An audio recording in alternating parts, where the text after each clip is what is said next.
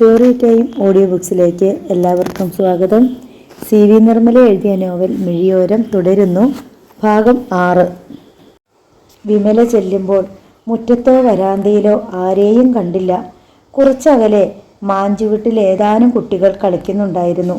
അവൾ നീളൻ വരാന്തയിലേക്ക് കയറിയതും കുഞ്ഞാവ വാതിൽക്കൽ ഇരിക്കുന്നത് കണ്ടു. കാൽപ്പെരുമാറ്റം കേട്ട് അവൻ തിരിഞ്ഞു. വിമലയെ അവൻ ഒന്ന് നോക്കി. പെട്ടെന്ന് നോട്ടം മാറ്റി. ചുണ്ടുകൾ പിക്കി പിതുക്കി വിതുമ്പി വിതുമ്പി ഒടുവിൽ വാവിട്ടൊരു കരച്ചിൽ. മോനെ! വിമല ഓടി ചെന്ന് കുഞ്ഞിനെ വാരിയെടുത്തു. അവൻ്റെ മുഖം ഉമ്മകൾ കൊണ്ട് മൂടി. തോളിലിട്ട് കുലുക്കി ആശ്വസിപ്പിച്ചു. അവൻ കരച്ചിലൊന്ന് നിർത്തും, പിന്നെയും പെട്ടെന്ന് ഹൃദയം തകർന്നിട്ടെന്ന പോലെ വാവിട്ട് കരയും. ആശ്വസിപ്പിക്കുമ്പോൾ വീണ്ടും നിർത്തും, പിന്നെയും കരച്ചിൽ തന്നെ. അവൻ അവളുടെ കഴുത്തിനിടയിൽ മുഖം തിരികെ ഒട്ടിപ്പിടിച്ച് കിടന്നു. വിമല മുഖമുയർത്തി നോക്കുമ്പോൾ അമ്മു അകത്തു ചുമരും ചാരി നോക്കി നിൽക്കുകയാണ്. അവളുടെ കണ്ണുകളിൽ 2 വലിയ നീർത്തുള്ളികൾ മഞ്ഞകണം പോലെ തിളങ്ങി. മോളെ! വിമല അടുത്തേക്ക് ചെന്ന് അവളുടെ മുഖം പിടിച്ചുയർത്തി കവിളത്ത് തഴുകി. അവൾ ഒരു ഏങ്ങലോടെ വിമലയുടെ കാലുകളിൽ കെട്ടിപ്പിടിച്ചു. എന്തേ മോളെ അമൽ? കളിക്കാൻ പോയതാ, അമ്മു വിതുമ്പി. വിമല ഉദ്യോഗത്തോടെ തിരിഞ്ഞു വരാന്തയിലേക്ക് നോക്കി. അമ്മുവിനെ അപ്പോഴും തന്നോട് ചേർത്ത് പിടിച്ചിരുന്നു. കുഞ്ഞുവാവ തോളിൽ പതുങ്ങി കിടപ്പുണ്ട്. അമൽ മുറ്റത്തുനിന്ന് വരാന്തയിലേക്ക് കയറുകയായിരുന്നു. കൂട്ടുകാരോടൊപ്പം കളിക്കുന്നതിനിടയിൽ തന്നെ മമ്മിയുടെ ആഗമനം അവൻ കണ്ടിരുന്നു. അമൽ കൈകൾ പിറകിൽ കെട്ടി അങ്ങനെ തന്നെ നിന്നു. വാ മോനെ! വിമല കൈയാട്ടി വിളിച്ചു. അവൻ അനങ്ങിയില്ല. വിമല അവൻ്റെ നേർക്ക് തിരിഞ്ഞപ്പോൾ അവൻ പിന്നോക്കം നീങ്ങി. മോനെ അമൽ! അവൻ നിഷേധാർത്ഥത്തിൽ തലയൊന്നു വെട്ടിച്ചു. കുട്ടാ, അവിടെ നിൽക്ക്! അവൾ മുന്നോട്ട് നീങ്ങുന്തോറും അവൻ തല വെട്ടിച്ച് പിന്നോക്കം പോയിക്കൊണ്ടിരുന്നു. കണ്ണുകളാണെങ്കിൽ നല്ലപോലെ നിറഞ്ഞിട്ടുണ്ട്. അവൻ കഠിനമായി പിണങ്ങിയിരിക്കുന്നു. 4-5 ദിവസം തിരിഞ്ഞു നോക്കാതിരുന്ന മമ്മിയെ അവന് വേണ്ട. വിമലയ്ക്ക് കരച്ചിൽ വന്നു. അതടക്കി നിർത്താൻ കഴിഞ്ഞതുമില്ല. കുഞ്ഞുവാവയെ താഴെ ഇറക്കിയിട്ട് അവൾ അവൻ്റെ അരികെ ചെന്നു. നിനക്ക് മമ്മിയെ വേണ്ടേ മോനെ? വേണ്ട. നിനക്ക് മമ്മിയെ കാണണ്ടേ? എന്നാൽ മമ്മി പൊയ്ക്കോട്ടെ. പൊയ്ക്കോ. എന്നിട്ടവൻ പുറം കൈ കൊണ്ട് കണ്ണു തുടച്ചു. എൻ്റെ കുട്ടാ! വിമല ഒറ്റ വാരലിന് അവനെ കൈക്കുള്ളിലാക്കി നെഞ്ചോട് ചേർത്തമർത്തി നെറ്റിയിൽ ചുംബിച്ചു. എൻ്റെ കള്ളക്കുട്ടാ! ചാപ്പലിൽ നിന്ന് സന്ധ്യാപ്രാർത്ഥന കഴിഞ്ഞ് വിമല കുഞ്ഞുങ്ങളെയും കൊണ്ട് ഇറങ്ങുമ്പോൾ എടത്തിലച്ചൻ അവളുടെ സമീപത്തേക്ക് വന്നു. വിമലയ്ക്ക് കുഞ്ഞച്ചൻ എന്നൊരു ബന്ധുവുണ്ടോ? അവളുടെ നെഞ്ചിലൂടെ ഒരു ഇടിവാൾ പാഞ്ഞു. ഉണ്ടായിരുന്നു. വിമലയുടെ ഭർത്താവിൻ്റെ ജ്യേഷ്ഠനാണ് അയാൾ, അല്ലേ? അതെ, അയാൾ ഇവിടെ വന്നിരുന്നു. വിമലയുടെയും കുട്ടികളുടെയും ഗാർഡിയൻ അയാളാണെന്ന് പറഞ്ഞു.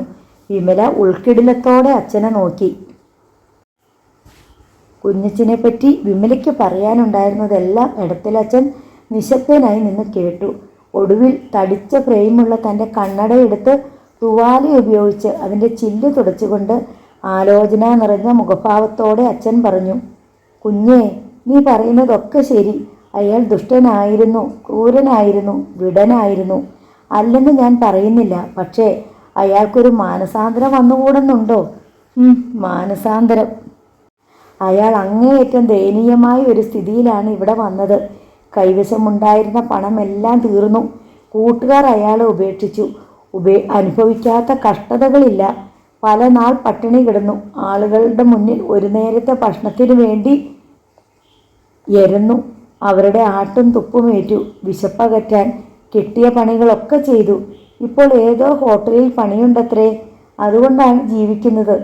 താൻ ചെയ്ത ക്രൂരതകളും ദുഷ്ടതകളും അയാൾക്ക് ബോധ്യപ്പെട്ടു. വിമല ഇവിടെ എത്തിയിട്ടുണ്ടെന്ന് എങ്ങനെയോ അയാൾ അറിഞ്ഞു. വിമലയെ ഒന്ന് കാണണം. ചെയ്തു പോയ തെറ്റുകൾക്കെല്ലാം മാപ്പ് പറയണം. അതിനാണ് അയാൾ വന്നത്. കുട്ടികൾക്ക് സ്വീറ്റ്സും ബിസ്ക്കറ്റും കൊണ്ടുവന്ന് കൊടുത്തു. അവരോട് സ്നേഹത്തോടെ സംസാരിച്ചു. എനിക്ക് ഇത് വിശ്വസിക്കാൻ വയ്യ, വിമല അമ്പരപ്പോടെ പറഞ്ഞു. ഇതിലെന്തെങ്കിലും കള്ളലാക്കുണ്ടാവും. അല്ലെങ്കിൽ ഇത്ര പെട്ടെന്നൊരു മാനസാന്തരം. കഴിഞ്ഞ 8 വർഷമായി ഞാൻ അറിയുന്ന ആളല്ലേ. മനുഷ്യൻ നന്നാവാൻ എത്ര സമയം വേണം? ഒരു വീണ്ടു വിചാരം അത്രയും പോരെ? അതെന്തുമാകട്ടെ ഫാദർ, എന്നെയും കുഞ്ഞുങ്ങളെയും ബാധിക്കുന്ന കാര്യമല്ലല്ലോ. അയാൾ വന്നു പോയി, മറന്നേക്കാം സകലതും. വിമലെ, ചുങ്കക്കാരെയും പാപികളെയുമാണ് യേശു തൻ്റെ അടുക്കലേക്ക് വിളിച്ചത്. സർവവും നഷ്ടപ്പെടുത്തി തിരിച്ചെത്തുന്ന ധൂർത്തപുത്രന് സത്യയൊരുക്കി അവനെ സ്വീകരിക്കാനാണ് പഠിപ്പിച്ചത്. നിനക്ക് അയാളോട് ക്ഷമിച്ചുകൂടെ? അച്ഛൻ കണ്ണട യഥാസ്ഥാനത്ത് വെച്ച് അതിലൂടെ അവളെ നോക്കി. ക്ഷമിച്ചാൽ എന്തു ഫലം? അയാൾക്കോ എനിക്കോ ഒന്നും നേടാനില്ല. നിനക്കൊരു സംതൃപ്തി, അഭിമാനം. ക്ഷമിച്ചുവല്ലോ, അത്രയും ഹൃദയവിശാലതയുണ്ടല്ലോ എന്ന്. അയാൾക്ക് കുറ്റബോധത്തിൽ നിന്ന് മോചനവും മനസമാധാനവും. എനിക്കിപ്പോൾ ആരോടും പകയോ വെറുപ്പോ ഇല്ല ഫാദർ. അത് നന്നായി. ഒരുപക്ഷെ കുഞ്ഞച്ചൻ നിനക്കൊരു സഹായകമായേക്കും. ഭാവിയിൽ വാടക വീടെടുക്കാനും നിന്റെ കുഞ്ഞുങ്ങളുടെ കാര്യങ്ങൾ വേണ്ട പോലെ നോക്കി നടത്താനും ഉപകരിച്ചേക്കും. അയാളുടെ യാതൊരു സഹായവും ഔദാര്യവും തനിക്ക് ആവശ്യമില്ലെന്ന് അച്ഛനോട് പറയാൻ വിമല ആഗ്രഹിച്ചുവെങ്കിലും തന്നെ ഒരഹങ്കാരിയായി അച്ഛൻ കാണുമോ എന്ന് കരുതി അവൾ മൗനം പൂണ്ടു. ശരി, വിമല പൊയ്ക്കൊള്ളൂ. പിറ്റേന്ന് വിമല കുട്ടികളെയും കൂട്ടി പുറത്തുപോയി. അവർക്ക് മിഠായികളും ബലൂണുകളും വാങ്ങിക്കൊടുത്തു. കുറച്ച് അകലെയുള്ള കുന്നിൻ മുകളിലേക്ക് അവർ കയറിപ്പോയി. പാറകളും പുല്ലും പടർന്ന കുന്നിലൂടെ കുട്ടികൾ ഓടിക്കയറുകയും ഇടയ്ക്കിടയ്ക്ക് ഇതച്ചു നിൽക്കുകയും ചെയ്തു. വിമല അനേകം തവണ അവിടെ പോയിട്ടുണ്ട്. ദുഃഖവെള്ളിയാഴ്ചകളിൽ ഭക്തജനങ്ങൾ വിലാപയാത്രയായി പാട്ടും പ്രാർത്ഥനയുമായി മലമുകളിൽ എത്തുമായിരുന്നു. അവിടെ വലിയൊരു കുരിശും അതിനു സമീപം ഒരു വിശ്രമ മണ്ഡപവും സ്ഥാപിച്ചിട്ടുണ്ട്. അനാഥത്വത്തിൻ്റെ നാളുകൾ. എല്ലാ ദുഃഖവെള്ളിയാഴ്ചകളിലും കയ്യിലൊരു കറുത്ത കുരിശുമേന്തി പ്രാർത്ഥനാ പുസ്തകവുമായി കുരിശിൻ്റെ വഴിയിലൂടെ മലമുകളിലേക്ക് പോയിരുന്നത് വിമലെ ഓർത്തു. മലമുകളിലെ കുരിശിന് മുൻപിൽ അന്നൊക്കെ മുട്ടുകുത്തി പ്രാർത്ഥിക്കുമായിരുന്നു. മണ്ഡപത്തിൽ നിന്നുകൊണ്ട് എമ്മാനുവലച്ചൻ പ്രസംഗിക്കും. മലമുകളിലെത്തിയ വിമല ആയിരക്കണക്കിന് മെഴുകുതിരികൾ ഉരുകിയൊലിച്ച മണ്ഡപത്തിലിരുന്നു. അതിൻ്റെ തൂണുകൾക്ക് പുക നിറമായിരുന്നു. കുട്ടികൾ മലമുകളിലെ പുൽപ്പരപ്പിൽ ഓടിക്കളിച്ചു. കുഞ്ഞുവാവ പലവട്ടം മറിഞ്ഞു വീഴുന്നത് കണ്ടു. ആദ്യ വീഴ്ചകളിൽ ചിണുങ്ങി കരയാൻ ഒരുമ്പെട്ടെങ്കിലും പിന്നെ അവൻ അതൊരു കളിയായി. പാറിപ്പറക്കുന്ന മുടി ഒതുക്കി വയ്ക്കാനുള്ള അവളുടെ ശ്രമം വിഫലമാക്കിക്കൊണ്ട് നല്ല വേഗത്തിൽ കിഴക്കൻ കാറ്റടിച്ചുകൊണ്ടിരുന്നു. മലയുടെ ചുവട്ടിൽ അമർന്നു കിടന്ന ടൗണും പ്രാന്തപ്രദേശങ്ങളും പള്ളിയും ഓർഫനേജും കോൺവെൻറ്റും കാണാമായിരുന്നു. താഴ്വരയുടെ ഞരമ്പുകൾ പോലെ വളഞ്ഞു പൊളിഞ്ഞ് കെട്ടുപിണഞ്ഞു കിടക്കുന്ന റോഡുകൾ, വെട്ടുവഴികൾ, ഒറ്റയടിപ്പാതകൾ. ദൂരെ ആവിമൂടിയ സമതലം. ഒരു ഭാഗത്ത് കടും നീലനിറമാർന്ന പർവ്വത ശിഖരങ്ങളിൽ നാടോടിത്തൊപ്പി പോലെ മൂടൽമഞ്ഞ്. വിവാഹശേഷം എമ്മാനുവലച്ചനെ കാണാൻ വന്നപ്പോൾ സാജനോടൊപ്പം ഈ മല കയറിയത് വിമല ഓർത്തു. താനും സാജനും മാത്രമേ ഉണ്ടായിരുന്നുള്ളൂ. കൈകോർത്തു പിടിച്ചാണ് മല കയറിയത്. ഓരോ നേരം പോക്കുകൾ പറഞ്ഞും ചിരിച്ചും. മലമുകളിൽ കാറ്റിനെതിരെ സാജൻ്റെ ചുമലിൽ തലചായ്ച്ച് ആ ദേഹത്തോട് ചേർന്ന് വിദൂര സമതലങ്ങളെ നോക്കി നിന്നു. സാജൻ്റെ വലതുകരം തൻ്റെ അരയിൽ ചുറ്റിപ്പിടിച്ചിരുന്നു. അനുസരണമില്ലാത്ത തൻ്റെ അളകങ്ങൾ ഒതുക്കി വയ്ക്കാൻ അദ്ദേഹം ശ്രമിച്ചുകൊണ്ടിരുന്നു. ലോകത്തിന് മീതെയാണ് താൻ നിൽക്കുന്നതെന്ന് തോന്നി. സാജനില്ലാത്ത ഒരു ഭൂമി ഉണ്ടാകുമെന്നോ അന്ന് താൻ കുഞ്ഞുങ്ങളോടൊപ്പം ഇതേ സ്ഥലത്ത് വരുമെന്നും വിചാരിച്ചിരുന്നുവോ? സാജനും വിചാരിച്ച് കാണില്ല താനില്ലാത്ത ലോകത്ത് തൻ്റെ ഭാര്യയും കുഞ്ഞുങ്ങളും ജീവിക്കേണ്ടി വരുമെന്ന്. താഴെ റോഡിലൂടെ ഒരു മോട്ടോർ വണ്ടി ഇരമ്പി പോകുന്നതിൻ്റെ ഒച്ച കേട്ടു. അതിൻ്റെ പ്രതിധ്വനിയും. താഴ്വരയ്ക്ക് മീതെ കുന്നിന് താഴെയായി വട്ടമിട്ട് പറന്നുകൊണ്ടിരുന്ന പരുന്ത് ചൂളമടിച്ചു. വെയിലിന് തീഷ്ണത കുറഞ്ഞു വന്നു. നിഴലുകൾക്ക് നീളം വെച്ചു. വിമല കുഞ്ഞുങ്ങളെയും കൊണ്ട് മടങ്ങി. തിങ്കളാഴ്ച അതിരാവിലെ വിമല ജോലിസ്ഥലത്തേക്ക് മടങ്ങിപ്പോയി. ജോലിയും ഹോസ്റ്റൽ ജീവിതവും. ആ വാരാന്ത്യത്തിൽ കുട്ടികളുടെ അടുത്തേക്ക് മടങ്ങും മുൻപ് തന്നെ വിമല ലേഹയുടെ സഹായത്തോട് ഒരു വാടക വീടിനെക്കുറിച്ച് അറിഞ്ഞു. ലേഹ താമസിക്കുന്ന ദിക്കിൽ തന്നെയുള്ള വീടാണ്. ലേഹയും വിമലയും കൂടി ചെന്ന് വീട് കണ്ടു. വിമല ആഗ്രഹിച്ചതുപോലെ ആൾതാമസമുള്ള ഒരു വലിയ വീടിൻ്റെ ഒരു ഭാഗമായിരുന്നു വാടകയ്ക്ക് കൊടുക്കാനുണ്ടായിരുന്നത്. തീരെ പഴയ മാതൃകയിൽ അറയും നിരയുമായി ധാരാളം കൊത്തുപണികളോടെ തടിയിൽ പണിത വീട്.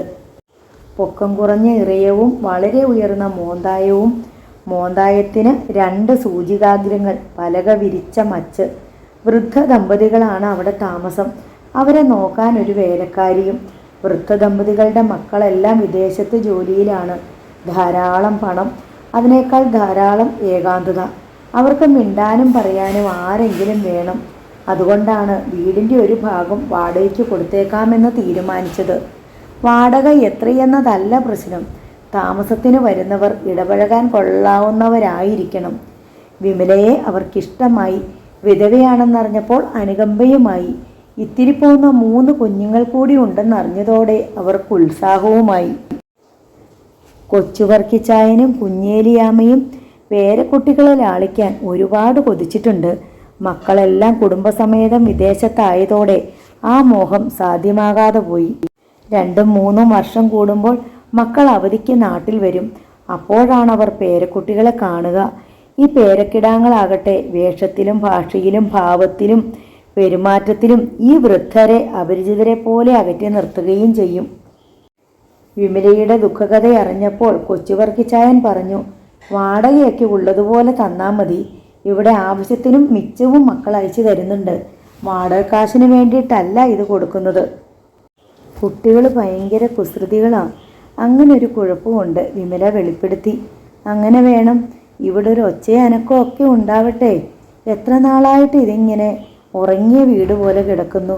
പിള്ളേരുടെ കളിയും ചിരിയും ചാട്ടവും മറിച്ചിലും ഇല്ലാത്ത വീട് എന്നാ വീടാ. വാടകയ്ക്ക് കൊടുക്കാൻ തിരിച്ചിട്ട ഭാഗം വിമല ലേഖയെയും കൂട്ടി കയറി കണ്ടു. ഒരു കിടക്കറ, 2 കട്ടിൽ മുറിയിലുണ്ട്. പിന്നൊരു മേശയും തടിയലമാരിയും കൊത്തുപണികളുള്ള 2 പഴഞ്ചൻ മരക്കസേരകളും. ഇതൊക്കെ നിങ്ങൾക്ക് ഉപയോഗിക്കാം. വേറെ കൊണ്ടുവന്നാലും ഇത് മാറ്റിയിടാൻ ഈ വീട്ടിൽ സ്ഥലമില്ല, കൊച്ചുവർക്കിച്ചായൻ പറഞ്ഞു. കിടക്കറയോട് ചേർന്ന് ഒരു ചായപ്പുമുറിയുണ്ട്. ഇത് അടുക്കളയായിട്ട് ഉപയോഗിക്കാം. സ്റ്റൗവും പാത്രങ്ങളൊക്കെ കാണുമല്ലോ അല്ലേ? കുളിമുറിയൊക്കെ വെളിയിലാ. ചായപ്പിൻ്റെ വാതില് പുറന്നിറങ്ങിയാൽ മതി. പരിയമ്പുറത്ത് തന്നെയുണ്ട്. പഴയ വീടല്ലേ. ഇതൊക്കെ ധാരാളം മതി, വിമല പറഞ്ഞു. തട്ടുംപുറത്തൊക്കെ എലിയാ. രാത്രിയിൽ ഒച്ച കേട്ട് പേടിക്കരുത്. 300 രൂപയാണ് വാടക പറഞ്ഞത്. 1 മാസത്തെ വാടക മുൻകൂറായിട്ട് കൊടുക്കണം. തൃപ്തിയോടെയാണ് വിമല ലേഖയെയും കൂട്ടി മടങ്ങിയത്. ശനിയാഴ്ച വിമല ഓർഫനേജിലേക്ക് പോയി. അമ്മു ദിവസമെണ്ണി കാത്തിരിക്കുകയായിരുന്നു. ഇന്ന് അമ്മ വരുമെന്നും പറഞ്ഞ് അവൾ അമലിനെയും കുഞ്ഞുവാവയെയും മുറിയിൽ തന്നെ പിടിച്ചിരുത്തിയിരുന്നു. ആദ്യത്തെ വേർപാടിൻ്റെ അത്ര സങ്കടമൊന്നും ഇത്തവണ കുട്ടികൾക്കുണ്ടായിരുന്നില്ല. ഓർഫനേജിലെ അന്തരീക്ഷവുമായി അവർ ഇണങ്ങിക്കഴിഞ്ഞിരുന്നു. ഞായറാഴ്ച രാവിലെ വിമല എടത്തിലച്ഛനെ കണ്ട് ഒരു വാടക വീട് കണ്ടെത്തിയ വിവരം അറിയിച്ചു. അച്ഛനും സന്തോഷമായി. വിമല അത്ര ഭാഗ്യദോഷിയൊന്നുമല്ല. ദൈവത്തിൻ്റെ ഒരു കൈ നിന്നെ സഹായിക്കാനുണ്ട്. ആദ്യത്തെ ശമ്പളം കിട്ടിയാൽ വാടക മുൻകൂർ കൊടുത്ത് അത്യാവശ്യം വേണ്ട വീട്ടുസാധനങ്ങളും വാങ്ങി അങ്ങോട്ട് താമസം മാറ്റാൻ ആലോചിക്കുക. വളരെ നല്ലത്, അച്ഛൻ പറഞ്ഞു. ആ കുഞ്ഞച്ഛൻ വീണ്ടും ഇവിടെ വന്നിരുന്നു. വിമലയുടെ ഭർത്താവിൻ്റെ ജ്യേഷ്ഠൻ. കുട്ടികൾ എന്നോട് പറഞ്ഞു മിഠായിയും മറ്റും കൊടുത്തെന്ന് വിമല പ്രതിവചിച്ചു. അയാൾ എന്നോട് കുമ്പസാരിച്ചു. ചെയ്ത തെറ്റുകളൊക്കെ ഏറ്റു പറഞ്ഞു. അയാൾ നല്ലവനായിക്കൊണ്ടിരിക്കുകയാണ്. വിമല ഒന്നും മിണ്ടിയില്ല. തിങ്കളാഴ്ച രാവിലെ വിമല ജോലിസ്ഥലത്തേക്ക് മടങ്ങി. ജോലി കഴിഞ്ഞുള്ള വൈകുന്നേരങ്ങളിൽ നന്ദിനിയുടെ കൂട്ടുപിടിച്ച് കുട്ടികളെ ചേർക്കാൻ പറ്റിയ സ്കൂളുകളും ബേബി കെയർ സെൻ്ററും അന്വേഷിച്ച് നടപ്പായി. വാടക വീടിനും ജോലിസ്ഥലത്തിനും ഇടയ്ക്കുള്ള ബേബി കെയർ സെൻ്ററുകളായിരുന്നാൽ സൗകര്യം. അങ്ങനെ തന്നെ അവർ അന്വേഷിച്ച് കണ്ടുപിടിക്കുകയും ചെയ്തു. എടത്തിലച്ഛൻ പറഞ്ഞതുപോലെ ദൈവത്തിൻ്റെ ഒരു കൈ തന്നെ സഹായിക്കാനുണ്ടെന്ന് വിമലയ്ക്ക് തോന്നി. ഞായറാഴ്ച വിമല കുട്ടികളോടൊപ്പം ഓർഫനേജിലുണ്ടായിരുന്നു. എടത്തിലച്ഛൻ മത്തായിച്ചേട്ടനെ വിട്ട് വിമലയെ വിളിപ്പിച്ചു. വിമല ചെന്നു. വാതിൽ കടക്കുമ്പോൾ തന്നെ അയാളെ കണ്ടു. കുഞ്ഞച്ചായനെ അച്ഛൻ്റെ മുമ്പിൽ മുണ്ടിൻ്റെ മടിക്കുത്തഴിച്ചിട്ട് ഭവ്യതയോടെ വണങ്ങി നിൽക്കുന്നു. അയാളെ കണ്ടതും വിമലയുടെ ഓരോ രോമകൂപങ്ങളിലും വെറുപ്പ് നുരഞ്ഞു. വിമലയോട് ക്ഷമയാചിക്കാൻ വന്നിരിക്കുകയാണ് കുഞ്ഞച്ഛൻ. നിങ്ങൾ തമ്മിൽ സംസാരിക്ക്. എടത്തിലച്ഛൻ എഴുന്നേറ്റ് ഹാളിൻ്റെ അങ്ങേയറ്റത്തേക്ക് നടന്നുപോയി. വിമല കുഞ്ഞച്ഛനെ നോക്കി. വെള്ള ഷർട്ടും വെള്ളമുണ്ടും വൃത്തിയായി ധരിച്ചിട്ടുണ്ട്. മീശയ്ക്ക് കനം കുറച്ചു. തലമുടിയുടെ നീളവും. ആ കണ്ണുകളിലും കടവായ്ക്കോണുകളിലും ഇപ്പോഴും കുടിലതയുടെ ആഴം അവൾ ദർശിച്ചു. ഒരു ചതിയൻ്റെ നോട്ടം. ഇയാൾക്കാണോ മാനസാന്തരം? വിമലേ, അയാൾ ദൈന്യതയോടെ വിളിച്ചു. നിന്നോടും മക്കളോടും ഞാൻ ഒരുപാട് തെറ്റ് ചെയ്തിട്ടുണ്ട്. അതൊക്കെ നീ അങ്ങ് ക്ഷമിച്ചു കള. എൻ്റെ വിവരക്കേടുകൊണ്ട് പറ്റിയതാ. വിമലയ്ക്ക് ടേപ്പ് ചെയ്തു വെച്ചതുപോലുള്ള ഏറ്റക്കുറിച്ചിൽ കേട്ടിട്ട് അറപ്പാണ് തോന്നിയത്. എൻ്റെ അനുജനെ എനിക്ക് നഷ്ടപ്പെട്ടു. അവൻ്റെ കുഞ്ഞുങ്ങളെങ്കിലും വല്ലപ്പോഴും എനിക്ക് കാണണം. അതാ എനിക്കാകെയുള്ള സമാധാനം. വിമലയ്ക്ക് എന്തൊക്കെയോ പറയണമെന്ന് തോന്നി. എൻ്റെ തെറ്റുകൾക്ക് പ്രായശ്ചിത്തം ചെയ്യാൻ നീ ഒരവസരം തരണം. വേറൊന്നും എനിക്ക് വേണ്ട. ഞാനിപ്പോൾ കൂലിപ്പണിക്ക് പോകുന്നുണ്ട്. അങ്ങനെ കിട്ടുന്ന കാശിൽ നിന്ന് ഒരു പങ്ക് ഞാൻ തരും. നീ ഇത് വാങ്ങണം. നിന്റെ മക്കളെ ഓർത്ത്. നിങ്ങൾക്ക് വാടക വീടെടുക്കാനും സാധനങ്ങൾ വാങ്ങാനുമൊക്കെ പണം വേണമല്ലോ. എൻ്റെ എളിയ സംഭാവന ഒരു പ്രായശ്ചിത്തമായിട്ട് കരുതി വാങ്ങണം. കുഞ്ഞച്ചൻ പോക്കറ്റിൽ നിന്ന് ഏതാനും 50 രൂപ നോട്ടുകൾ നീട്ടി. ഞങ്ങളെ സഹായിക്കണ്ട, ഉപദ്രവിക്കാതിരുന്നാൽ മതി. അതാണ് നിങ്ങൾക്ക് ചെയ്യാൻ കഴിയുന്ന ഏറ്റവും വലിയ പ്രായശ്ചിത്തം. അതും പറഞ്ഞ് വിമല തിരിഞ്ഞു നടന്നു. കുഞ്ഞച്ചൻ കടപ്പല്ല് ഞെരിച്ചത് അവൾ കേട്ടില്ല. അല്പം കഴിഞ്ഞപ്പോൾ എടത്തിലച്ചൻ കുഞ്ഞച്ചൻ്റെ അടുത്തേക്ക് വന്നു. വിമല പോയോ? ഉവ്വ്. കുഞ്ഞച്ചൻ ഭവ്യനായി. പറയാനുള്ളതെല്ലാം കഴിഞ്ഞോ? ഉവ്വച്ചോ. ആട്ടെ, വിമല എന്തു പറഞ്ഞു? ഞാൻ ക്ഷമ ചോദിച്ചപ്പോൾ അവൾക്ക് സന്തോഷമായി. എന്നോട് ക്ഷമിച്ചെന്നും പറഞ്ഞു. നല്ല സ്വഭാവമായിട്ടാണെങ്കിൽ ഒത്തുപോകാമെന്നും പറഞ്ഞു. നന്നായി, അങ്ങനെയാണ് വേണ്ടത്. വിമല പിറ്റേന്ന് ഗ്രാമത്തിലേക്ക് തിരിച്ചു പോകുന്ന വഴി അവൾ അരമനയിൽ ചെന്ന് എമ്മാനുവലച്ചനെ കണ്ട് വാടക വീട് കിട്ടിയതും മറ്റും അറിയിച്ചു. നീയും കുഞ്ഞുങ്ങളും നന്നായി വരുമോളെ. അത്രയ്ക്ക് കഷ്ടത നിങ്ങൾ അനുഭവിച്ചിട്ടുണ്ട്. അച്ഛൻ അവളെ അനുഗ്രഹിച്ചു. നിനക്കെന്നും ദൈവത്തിൻ്റെ പ്രത്യേക അനുഗ്രഹം ഉണ്ടാകും. കുഞ്ഞച്ചൻ വീണ്ടും അടുത്തുകൂടാൻ ശ്രമിക്കുന്നതിനെക്കുറിച്ചും വിമല അച്ഛനെ അറിയിച്ചു. അകന്നിരുന്ന ബന്ധു പെട്ടെന്നടുക്കുമ്പോഴും അടുത്തിരുന്ന ബന്ധു അകലുമ്പോഴും നമ്മൾ സൂക്ഷിക്കണം. ഇത്രയും പറഞ്ഞ് അച്ഛൻ നിർത്തി. പിന്നെ മുറിക്കകത്തു പോയി മേശവരപ്പിൽ നിന്നും കുറേ രൂപ എടുത്തുകൊണ്ടുവന്ന് വിമലയ്ക്ക് കൊടുത്തു. ഈ കിഴുവൻ്റെ കയ്യിൽ ഇതേയുള്ളൂ മോളെ നിനക്ക് തരാൻ. എനിക്കിത് വേണ്ടായിരുന്നു, വിമല വിഷമത്തോടെ പറഞ്ഞു. അതിരിക്കട്ടെ, നിനക്ക് ആവശ്യം വരും. പുതിയൊരു വീട്ടിലേക്ക് മാറുകയല്ലേ, എന്തെല്ലാം വാങ്ങാനുണ്ട്. എൻ്റെ കയ്യിലിരിക്കുമ്പോൾ ഇത് വെറും കടലാസാണ്. നിൻ്റെ കയ്യിൽ ഇതിന് ആയിരങ്ങളുടെ വിലയുണ്ട്. നിനക്ക് വേണ്ടി ഞാൻ കരുതി വെച്ചിരുന്ന. ഇനി നിനക്ക് വല്ലതും തരാൻ എന്നെക്കൊണ്ട് കഴിഞ്ഞില്ലെങ്കിലോ? വിമലയുടെ കണ്ണുകൾ ഈറനണിഞ്ഞു. അച്ഛനോട് യാത്ര പറഞ്ഞവൾ ഹോസ്റ്റലിലേക്ക് പോയി. 1-ാം തീയതി വ്യാഴാഴ്ചയായിരുന്നു. അന്ന് തന്നെ ശമ്പളം കിട്ടി. അവൾ ജോലിക്ക് ചേർന്നിട്ട് 23 ദിവസമേ ആയുള്ളൂ. അത്രയും ദിവസത്തെ ശമ്പളമുണ്ട്. വിമല ലേഖയെയും നന്ദിനിയെയും കൂട്ടി മാർക്കറ്റിൽ പോയി. അത്യാവശ്യ സാധനങ്ങളൊക്കെ വാങ്ങി. സ്റ്റൗവ്, പാത്രങ്ങൾ മുതലായവ എല്ലാം വാടക വീട്ടിലെത്തിച്ചു. 1 മാസത്തെ വാടക അഡ്വാൻസായി കൊടുത്തു. താക്കോൽ വാങ്ങി മുറി തുറന്ന് എല്ലായിടവും തൂത്തുവാരി ചായ്പ് തേച്ച് കഴുകി. ഞായറാഴ്ച കുട്ടികളെയും കൂട്ടി താമസത്തിനെത്തുമെന്ന് എല്ലാവരോടും പറഞ്ഞു. താമസത്തിനുള്ളതെല്ലാം ഒരുക്കിയ ശേഷം ശനിയാഴ്ച ഉച്ചതിരിഞ്ഞ് വിമല കുട്ടികളെ കൂട്ടിക്കൊണ്ടുവരാൻ യാത്ര തിരിച്ചു. വൈകുന്നേരം 5 മണിയോടെ ഓർഫനേജിലെത്തി. നേരെ മുറിയിലേക്കാണ് പോയത്. അവിടെ കുട്ടികളെ കാണാഞ്ഞവൾ നീളൻ വരാന്തയിലും കളിസ്ഥലങ്ങളിലും നോക്കി. കണ്ടില്ല. ഉത്തരവാദിത്തപ്പെട്ട ആരെയും കാണാനില്ല. മത്തായിച്ചൻ എവിടെ? സിസിലിയാമ്മ എവിടെ? ആരുമില്ല. വിമലയ്ക്ക് ദുശങ്ക തോന്നി. അവൾ എടത്തിലച്ഛൻ്റെ മുറിയിലേക്ക് നീങ്ങി.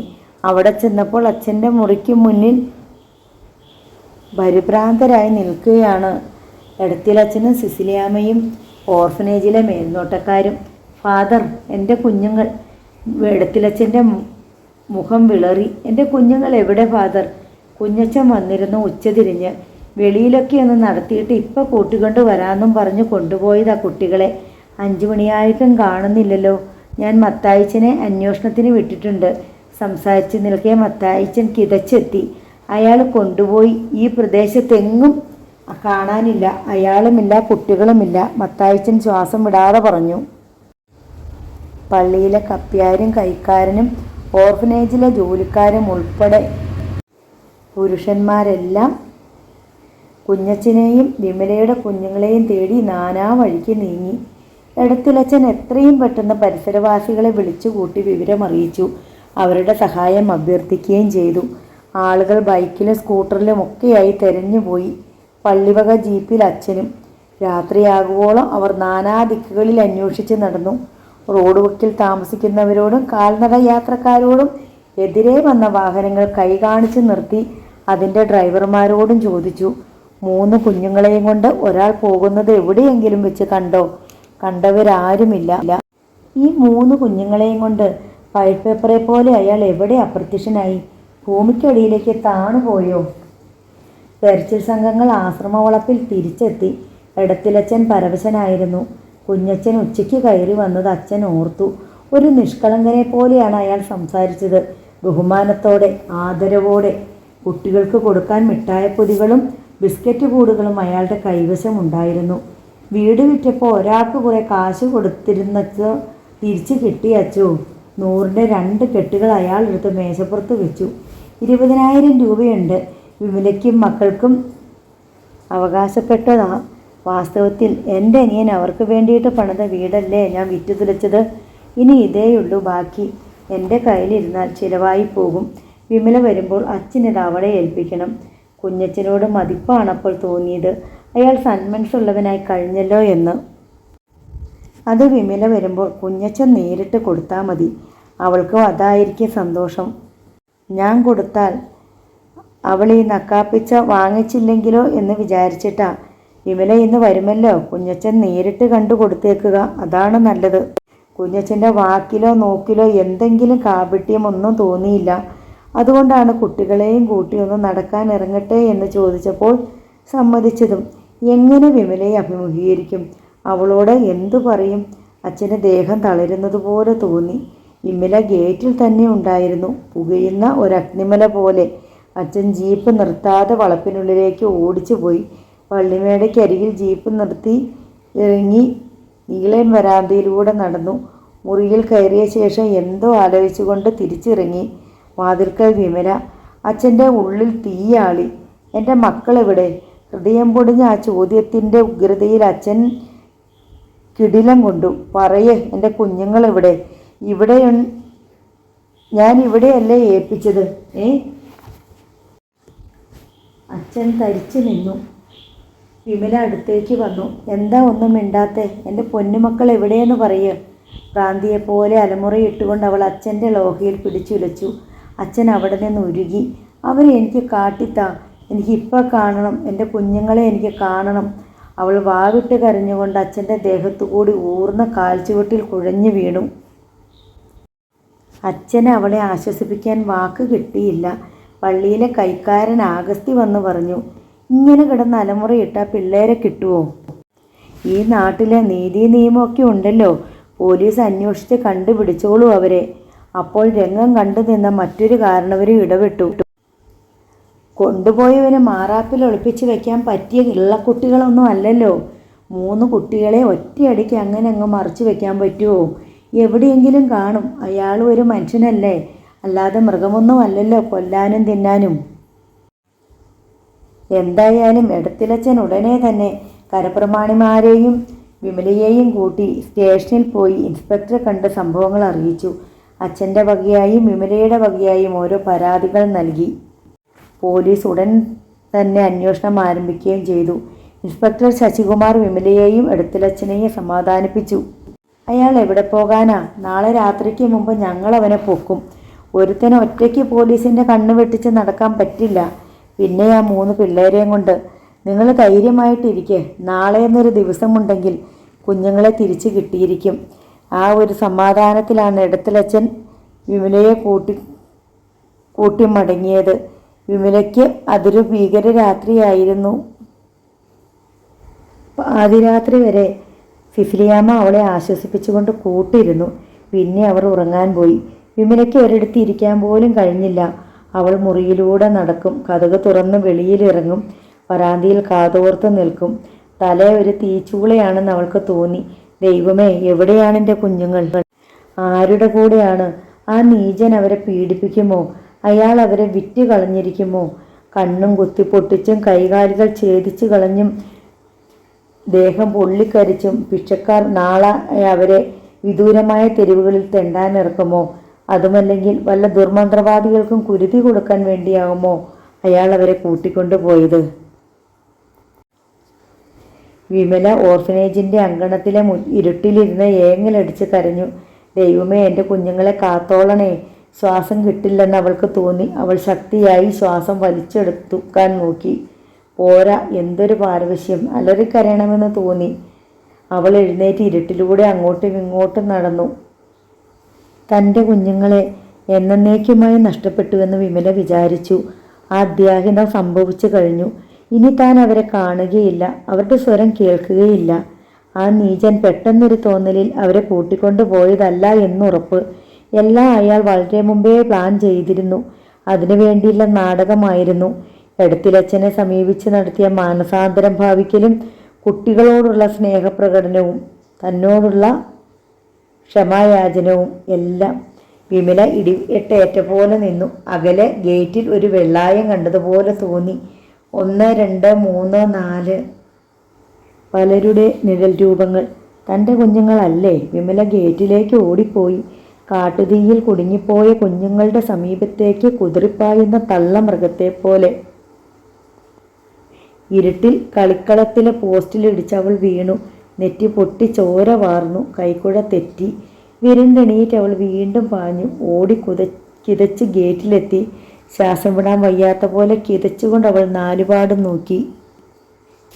ഒന്നും കാണാനില്ല. അവൾ തളർന്ന് ഗേറ്റിൽ പിടിച്ചു നിന്നു. ഇരുട്ടിൻ്റെ കോട്ടകൾ അവളെ ബന്ധനസ്ഥയാക്കി. തോന്നലായിരുന്നുവോ? വിമല കാതോർത്തു. ഒരു കരച്ചിൽ കേൾക്കുന്നില്ലേ? അമ്മു അല്ലേ? അല്ല, അമലിൻ്റെ കരച്ചിലാണ്. മോനെ! വിമല പിടഞ്ഞെണീറ്റു. കുഞ്ഞുവാവിയുടെ ചിണുങ്ങിയുള്ള കരച്ചിൽ. വിമല കാത് രണ്ടും പൊത്തി. എവിടെയാ നിങ്ങൾ? എൻ്റെ പൊന്നുമക്കൾ എവിടെയാ? അവൾ ദീനം കരഞ്ഞുകൊണ്ട് നിലത്തേക്കിരുന്നു. അടുത്ത ദിവസം രാവിലെ മുതൽ പോലീസ് അന്വേഷണം ഊർജിതമാക്കി. ഓർഫനേജിന് പരിസരത്ത് നാനാ ദിക്കുകളിലേക്കുമുള്ള റോഡ് വക്കുകളിലും താമസിക്കുന്നവരെ വിളിച്ച് ചോദ്യം ചെയ്തു. 3 കുഞ്ഞുങ്ങളെയും കൂട്ടി ഒരാൾ പോകുന്നത് ആരും കണ്ടിട്ടില്ല. കുഞ്ഞച്ചനും വിമലയും പണ്ട് താമസിച്ചിരുന്ന സ്ഥലത്ത് ചെന്ന് പോലീസ് അന്വേഷിച്ചു. അയാളെക്കുറിച്ച് അവിടെയുള്ളവർക്ക് യാതൊരു അറിവുമില്ല. വിമലയും മറ്റും പോകുന്നതിന് മുമ്പ് തന്നെ സ്ഥലം വിട്ടുപോയ അയാളെ പിന്നീട് ആരും കണ്ടിട്ട് പോലുമില്ല. വിചാരിച്ച പോലെ സംഗതി അത്ര നിസ്സാരമല്ലെന്ന് പോലീസിന് മനസ്സിലായി. അതിനടുത്ത ദിവസം വലിയ പ്രാധാന്യത്തോടെ കുട്ടികളുടെ ഫോട്ടോ സഹിതം പത്രങ്ങളിൽ വാർത്ത വന്നു. കാണാതായ കുട്ടികളെയും കുഞ്ഞച്ചനെയും കണ്ടുപിടിക്കുന്നവർക്ക് തക്കതായ പാരിതോഷികം നൽകുമെന്ന അച്ഛൻ്റെ വാഗ്ദാനവും വാർത്തയോടൊപ്പം ഉണ്ടായിരുന്നു. എന്നിട്ടും കുഞ്ഞുങ്ങളെ പറ്റിയോ കുഞ്ഞച്ചനെ പറ്റിയോ യാതൊരു തുമ്പും കിട്ടിയില്ല. വിമലയാണെങ്കിൽ ഈ ദിവസങ്ങളിൽ ജലപാനം പോലുമില്ലാതെ കരഞ്ഞും വിലപിച്ചും തീർത്ത അവശയായി കഴിഞ്ഞിരുന്നു. പത്രവാർത്തയറിഞ്ഞ് എമ്മാനുവേൽ അച്ഛൻ ആശ്രമത്തിലെത്തി. വിമലയെ കാണണമെന്നും ആശ്വസിപ്പിക്കണമെന്നും അച്ഛൻ കരുതിയിരുന്നു. എങ്കിലും വിമലയെ അത്രയും ദയനീയമായ അവസ്ഥയിൽ കണ്ടപ്പോൾ അതിനുള്ള ധൈര്യം അച്ഛന് ഉണ്ടായില്ല. പൊടുന്നനെ 3 മക്കൾ നഷ്ടപ്പെട്ട ഒരമ്മയെ എന്തു പറഞ്ഞ് ആശ്വസിപ്പിക്കും? അച്ഛൻ കഠിനവിധിയോടെ ആകാശത്തേക്ക് കണ്ണുകൾ ഉയർത്തി. അവളെ എന്തിനിങ്ങനെ തീറ്റിയിരുന്നു? ആരാണിത് ചെയ്യുന്നത്? അവൾ എന്ത് ചെയ്തു? അച്ഛൻ്റെ കണ്ണുകൾ സജലങ്ങളായി. വാക്കിംഗ് സ്റ്റിക്ക് നിലത്തൂന്നി നരച്ച താടി ഒഴിഞ്ഞുകൊണ്ട് അച്ഛൻ ഒരു നിമിഷം നിന്നു. പിന്നെ കാറിൽ കയറി. എമ്മാനുവൽ അച്ഛൻ ഒന്നും പറഞ്ഞില്ല, ഒരാശ്വാസവാക്ക് പോലും. ചോദിക്കണം, വേറെ ആരുമില്ല തനിക്ക് ചോദിക്കാൻ. ഇനി ഞാൻ ജീവിക്കണോ വേണ്ടയോ എന്ന് അച്ഛനോട് ചോദിക്കണം. അച്ഛനാണ് മറുപടി പറയേണ്ടത് എൻ്റെ എല്ലാ ചോദ്യങ്ങൾക്കും. അദ്ദേഹമാണ് കണ്ടെടുത്തതും പോറ്റി വളർത്തിയതും. വിമല അതിരാവിലെ അരമനയിലേക്ക് വണ്ടി കയറി. 10 മണിയോടെ അരമനയിലെത്തി. അരമന മുറ്റത്ത് ധാരാളം വാഹനങ്ങൾ കിടന്നിരുന്നു. ആളുകളും ധാരാളം. ആളുകൾ വന്നും പോയും ഇരുന്നു. എല്ലാവരുടെയും മുഖത്ത് ശോകഭാവം. ആരോ പറയുന്നത് കേട്ടു, ഇന്നലെ ഒരു യാത്ര പോയിട്ട് തിരിച്ചു വന്നതാ. വന്നപ്പം മുതൽ ബാൽക്കണി കൂടി നടക്കുകയായിരുന്നു. ഒരുപാട് വൈകിയ ഉറങ്ങാൻ കിടന്നത്. നേരം വെളുത്തപ്പോഴേക്കും. ആരെക്കുറിച്ചാണ്? എന്താണ്? വിമലയ്ക്ക് മനസ്സിലായില്ല. എമ്മാനുവൽ അച്ഛൻ എവിടെയുണ്ടെന്ന് ആരോട് ചോദിക്കും? വിമല അരമനയിലെ ചുമതലക്കാരിൽ ഒരാളായി തോന്നിയ ഒരു മധ്യവയസ്കനോട് എമ്മാനുവൽ അച്ഛനെ കുറിച്ച് ചോദിച്ചു. അയാൾ വിമലയെ അടിമുടി നോക്കി. പിന്നെ സ്വരം താഴ്ത്തി പറഞ്ഞു, എമ്മാനുവൽ അച്ഛൻ മരിച്ചു ഇന്നലെ രാത്രി. വെളിയിൽ മഴച്ചാറ്റലുണ്ട്. ജാലകവിരികൾ കാറ്റത്തിളകിക്കൊണ്ടിരുന്നു. ദൂരെ മലമുകളിൽ വെയിൽ വീണു കിടന്നു. എടത്തിലച്ഛൻ ലോഹയുടെ പോക്കറ്റിൽ കൈകൾ തിരുകിക്കൊണ്ട് അസ്വസ്ഥതയോടെ മുറിയിൽ അങ്ങിങ്ങ് ചുറ്റി തിരിഞ്ഞു. വിമല ഒരനാഥപ്രേതം ചുവരിൽ കുത്തിച്ചാരിയതുപോലെ നിൽപ്പുണ്ട്. വിമലയെ കാണുമ്പോഴെല്ലാം അച്ഛന് അസ്വസ്ഥതയേറി. കുറേശ്ശെ ഈർഷ്യയും തോന്നി. ആദ്യത്തെ സഹാനുഭൂതിയെല്ലാം കെട്ടടങ്ങിക്കഴിഞ്ഞു. കഴിഞ്ഞ 10 ദിവസമായി കരച്ചിലും കെഞ്ചിയും പരാതിപ്പെട്ടും നിരന്തരം പീഡിപ്പിച്ചുകൊണ്ടിരുന്ന ഈ സ്ത്രീ അച്ഛനൊരു ഒഴിയാബാധ പോലെയായിരുന്നു. എൻ്റെ കുഞ്ഞുങ്ങൾ, എൻ്റെ കുഞ്ഞുങ്ങൾ എന്ന നിലവിളി കേട്ട് അച്ഛന് സ്വൈര്യമില്ലാതായി. ഇതൊന്ന് ഒഴിവായി പോയെങ്കിൽ എന്നൊരു വിചാരം മാത്രമേയുള്ളൂ എടത്തിലച്ഛന്. വേറെ 100 കൂട്ടം പ്രശ്നങ്ങൾ കിടക്കുന്നു. സ്വതേ കർമ്മനിരതനായ അച്ഛന് കഴിഞ്ഞ 10 ദിവസങ്ങളിൽ യാതൊന്നും ചെയ്യാൻ കഴിഞ്ഞിട്ടില്ല. എമ്മാനുവലച്ഛൻ്റെ മരണത്തോടെ ഓർഫണേജിൻ്റെയും മറ്റും പൂർണ്ണ ഉത്തരവാദിത്വം എടത്തിലച്ഛൻ്റെ ചുമലിലായി. ജോലികളുടെ ജാസ്തി, ഒന്നിനും ശ്രദ്ധ ചെലുത്താൻ കഴിയുന്നില്ല. ഓരോ തവണ വിമലയെ കാണുമ്പോഴും എടത്തിലച്ഛന് ഉൾക്കിടിലമാണ്. അവളുടെ ചോദ്യങ്ങൾക്ക് ഉത്തരമില്ല. അവളെ സമാശ്വസിപ്പിക്കാൻ വാക്കുകളില്ല. നോവൽ തുടരും.